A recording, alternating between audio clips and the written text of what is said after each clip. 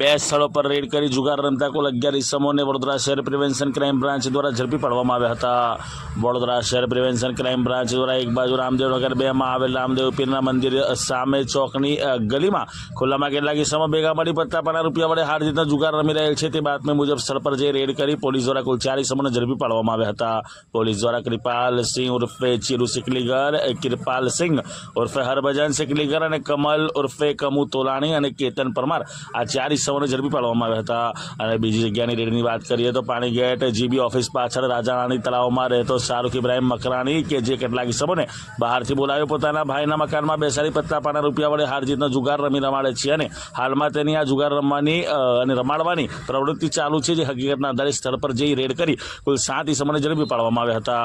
Police દ્વારા શાહરૂખ મકરાણી, ફૈઝલ મકરાણી, સબ્બીરભાઈ મંસૂરી, વસીમ દિવાન અને યુસુફ શેખ, સાહિલ શેખ અને કાયદાના સંઘર્ષમાં આવેલ બાળકને ઝડપી પાડી આગળની કાયદેસરની કાર્યવાહી હાથ ધરવામાં આવી હતી.